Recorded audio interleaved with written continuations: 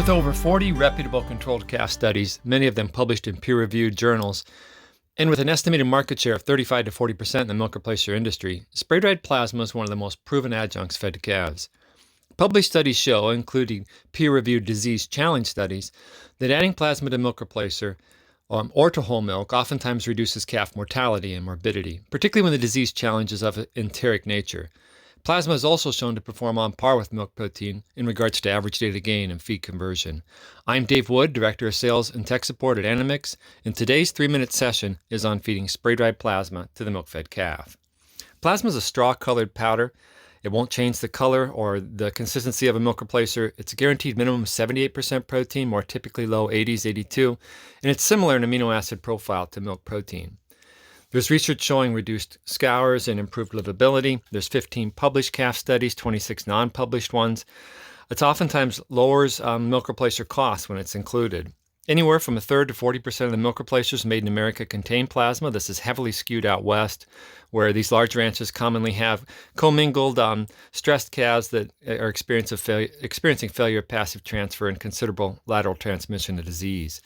It's also, since its launch, had a large market share in the special milk-fed veal industry, either fed for 2 weeks as a supplement or locked into the first feed for the first 6 to 8 weeks.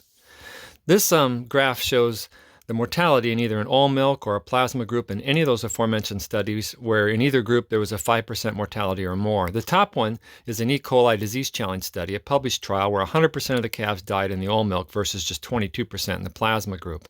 The second study is a good example of a Salmonella and a Pasteurella outbreak that was beyond the scope of plasma.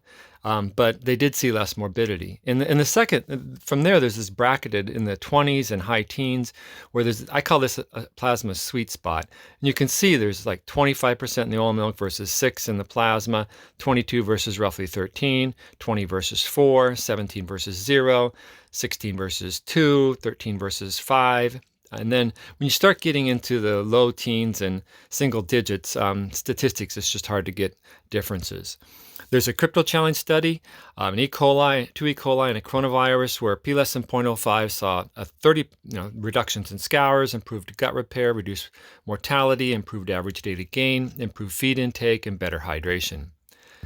Well, how does this work? Well, there's globulin proteins, IgGs, growth factors. Plasma is, in fact, bovine plasma is about 23% IgG. So plasma is a lot more like colostrum than milk. And we appreciate your interest in plasma. And if you have any questions, please give us a call. Thank you.